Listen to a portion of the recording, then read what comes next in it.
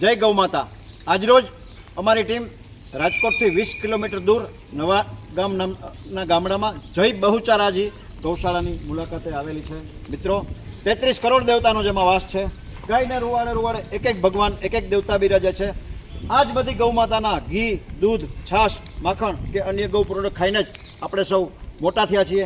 એવું કહેવાય છે કે ઈશ્વરે માત્ર ને માત્ર મનુષ્ય જાતિની સેવા માટે, મનુષ્ય જાતિના ઉપયોગ માટે જ આ બધી ગૌ માતાને આપણી વચ્ચે ધરતી ઉપર મોકલી છે। આ જ ગૌ માતાના ગૌમૂત્ર અને છાણમાંથી 200થી વધુ ગૌ પ્રોડક્ટ મનુષ્ય જાતિના ઉપયોગ માટે આજે બજારમાં મુકાઈ ચૂકી છે।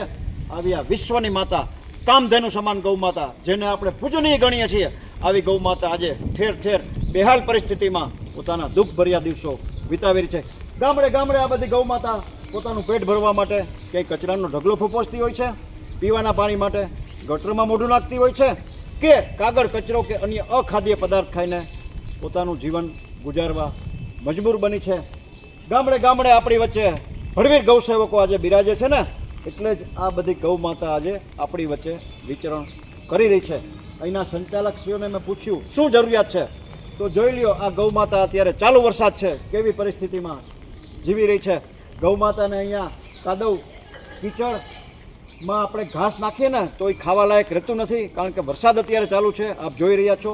તરત જ 2 જ મિનિટમાં 5 મિનિટમાં આ ઘાસ ખાવા લાયક રહેતું નથી। આ ગૌ માતા ભૂખથી તળવળે છે, ભૂખના ભાંભરડા નાખી રહી છે, કારણ કે સંચાલકો પાસે એને યોગ્ય ગમાણની વ્યવસ્થા નથી, એટલા માટે આ મુશ્કેલી છે। અહીંયા અર્જન્ટ લોખંડની ગમાણની જરૂરિયાત છે, જેથી આપણે ગમાણમાં ઘાસ નાખી અને ગૌ માતાને ખવડાવી શકીએ। લોખંડની એક ગમાણની કિંમત 11,000 રૂપિયા થાય છે।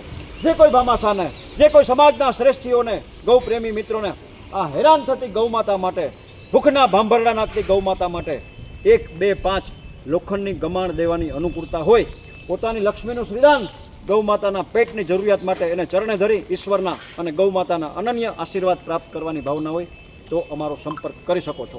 Mobile number 9825077306। મિત્રો, આપણે ભગવાન તો ન બની શકીએ, પણ ભગવાનના મિત્ર બનીને જરૂરથી આ કૃષ્ણ ભગવાનની પ્રાણ પ્યારી ગૌ માતા માટે આર્થિક મદદ કરી શકીએ। મિત્રો, આપ યાદ રાખજો, નાણું આવશે પણ તાણું નહીં આવે। આ વિડીયો આપના ગ્રુપમાં વારંવાર શેર કરી આપ જરૂરથી પુણ્યના હિસ્સેદાર થજો એવી પ્રાર્થના।